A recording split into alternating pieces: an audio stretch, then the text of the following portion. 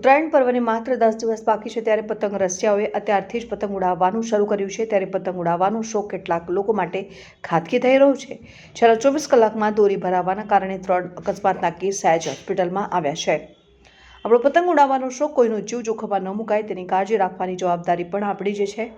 ફક્ત અન્યોની પતંગ કાપવાની લયમાં ચાઇનીઝ દોરીને ઘાતકી દોરી વાપરી લોકોનો જીવ જોખમમાં મૂકી દેવો કેટલું યોગ્ય છે।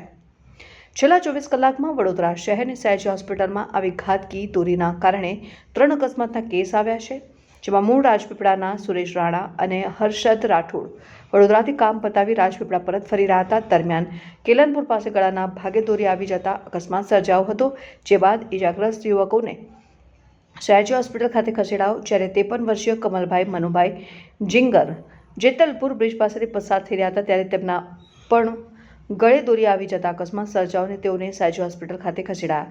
જ્યારે અજય ભુલાભાઈ વાઘેલા સરદાર એસ્ટેટ વિસ્તારમાંથી પસાર થતા સમયે ગળામાં દોરો ભરાઈ જતા તેઓને પણ ઇજાગ્રસ્ત હાલતમાં સયાજી હોસ્પિટલ ખસેડાયા।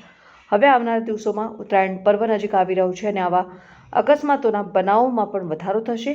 ત્યારે આવા બનાવો બનતા રોકવાની જવાબદારી આપણી સૌની છે, જેથી લોકોએ પૂરતી તકેદારી રાખવી જરૂરી છે, જેની માટે ઘાતકી દોરી અને ચાઇનીઝ દોરીનો ઉપયોગ ટાળવો અનિવાર્ય બને છે।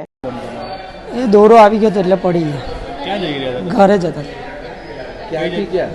વડોદરા આવ્યા હતા, કેનલપુર પડી ગયા।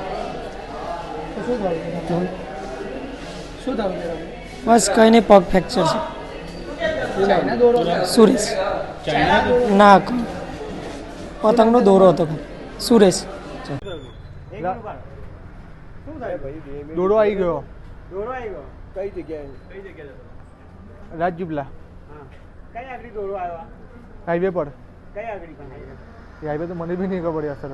અચ્છા, કોણ કોણ હતું તમારું? મેં નહીં, મારો ફ્રેન્ડ।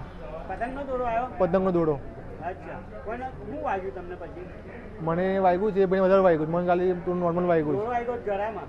ગળામાં। અચ્છા, શું નામ છે એમનું? સુરેશ। તમારું નામ? હર્ષિદ।